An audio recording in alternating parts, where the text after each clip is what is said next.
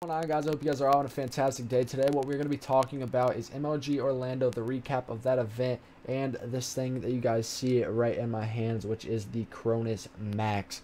So, just to start off with MLG Orlando, the event, guys, was absolutely incredible. Shout out to MLG for the resort we stayed in. You know, everything that was, held for it was just wonderful.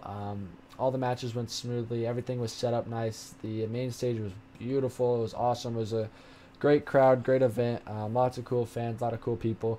So shout out to them for that. And like I said, the hotel was crazy. It was 2 weeks old. It's like the biggest hotel I've stayed in a while. And the resort was wonderful, and the pool and all that stuff. But besides the fact, guys, we're gonna get right into this video. I actually just recorded this whole entire thing. Thought it was recording, found out it wasn't. So this is take 2. But let's get it. Like I said, gonna be talking about MLG Orlando and the matches that we played. So basically, to start off, we were in the pool C, I think is what it was. It was us, Complexity, and FaZe, and then the open bracket team, which ended up being C9.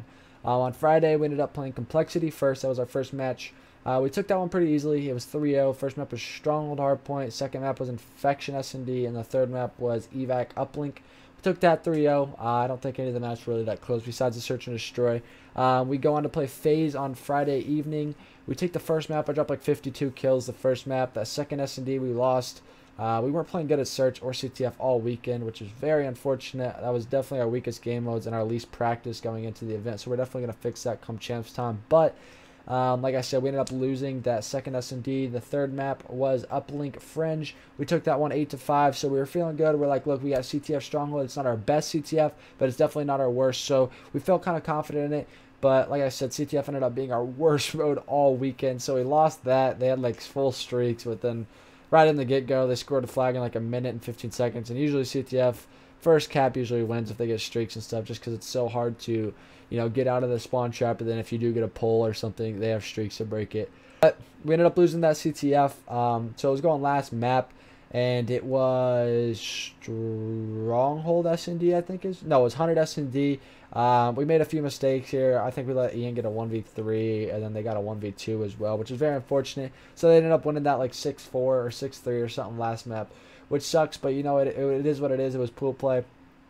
So we moved on to play the open bracket team, which ended up being C9, like I said. We played them on Saturday morning, and we ended up beating them pretty fair. It was pretty easy. The hardpoint, we had like a 100-point lead, and then we let them like bring it back, but we ended up taking that one. Won the Search and Destroy, and then we won the uplink like 22-1 or something like that. But so we took that. We were 2-1 in our pool, which put us in second place, which meant we were going to play the first seeded team from Pool A, which ended up being Envy.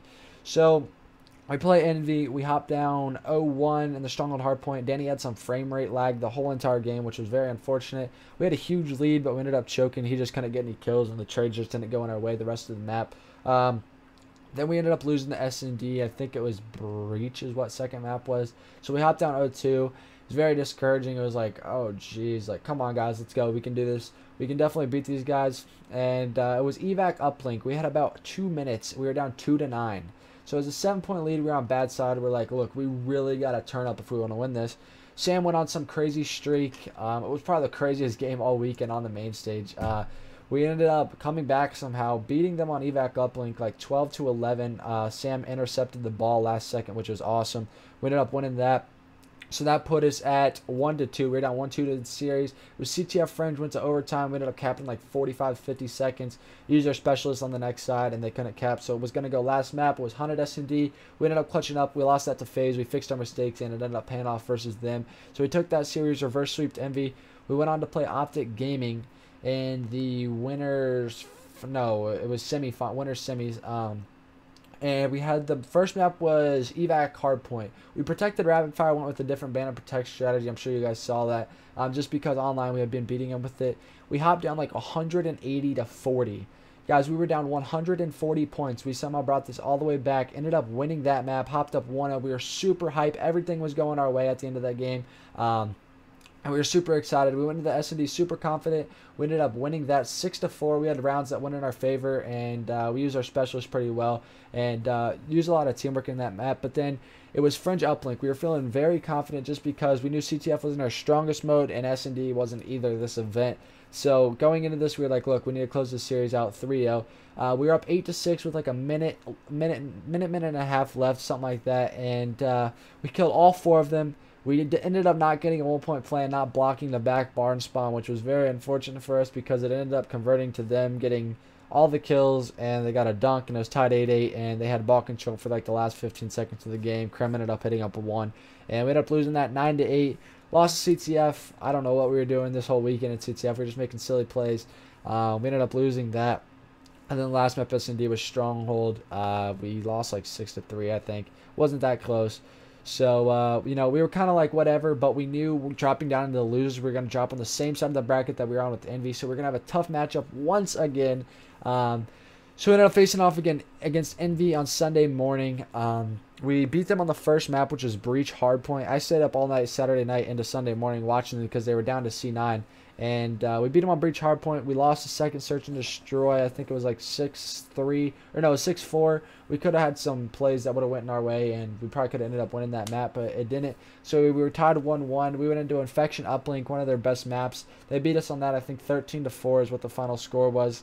Then in the CTF, like I said, it wasn't our best game mode all weekend, but we made a few mistakes that ended up costing. I think we lost that 4-2, but we could have definitely made some different plays that would have put us in a better situation. And unfortunately, like I said, we ended up losing that, so we were out of the tournament, but we did lose to the 2 teams that were in the finals, and both of them were very close games. You know, if we would have beat Optic in that uplink, you know, the whole thing could have been differently, and, you know, they would have ended up playing Envy round 5 of the losers bracket, so one of those would have walked away with top 6, and we wouldn't have because we would have ended up taking them out. So, you know, a few things that could have went our way on that event, and it would have been a completely different outcome for all the teams in the tournament. So that's kind of MLG Orlando, the recap, like I said. The event was awesome. Shout out to MLG for all that. And the gameplay just didn't go our way. That was our worst placing we've gotten all year. And we're looking to fix our mistakes and fix definitely CTF and S&D going into champs. So it can be a lot more stronger team going into that event, you know, because this is the biggest event of the year. The one that's going to matter and the one that's going to, you know, take home obviously the most money. But the other thing I want to talk about too is, like I said, the Chronus Max, this thing I'm holding right here in my hand. So you guys probably have a lot of questions and have been wondering why all the pros have been tweeting about it and stuff like that. So basically what this thing is, guys, this makes your controller wired. It's actually used for you know, you can use the Xbox controller, you can put mods in your controller, but this thing actually that we use, you plug into your PS4 and then you plug your wire into it, then you plug that into your controller, and basically it kills the Bluetooth signal, so we don't have any Bluetooth issues with the controller, and it gives us a 1 millisecond delay. So if you guys have ever played on like a plasma screen TV, it's basically, or like a big 40-inch TV or something like that, and you've ever like played on a monitor as well, you can like obviously tell the difference of the response time. So basically what it's like is like you're playing, like I said, on a big TV. So it's just a little adjustment. The left to right aiming is definitely a lot more challenging. Trying to like recenter or re-aim on someone is very challenging for us pro players. So we're all getting these things. You're going to see a lot of people playing with it. If you see people doing bad, it's because we're probably getting used to it. I know I'm having some hard times right now getting used to it at home, playing against players that aren't using it. But that's kind of what I wanted to make this video about, kind of inform you guys on MLG Orlando, what happened and what we're going to do to get better for Call of Duty Championships, the biggest event of the year, and what we are using to practice with, so you guys aren't all uninformed of what's going on. So yeah, guys, thank you guys so much for watching this video. If you guys did enjoy, make sure to please drop a thumbs up, comment down below what you guys would like to see. I'm going to be trying to upload more and more. The streams may not be too popping just because champs is right around the corner, and I kind of want to hide some of my strategies that I'm going to be pulling for that, just so people can't study my gameplay. But yeah, dudes, like I said, thanks so much for watching, and until the next video, I'll see you guys later. Peace out, everybody.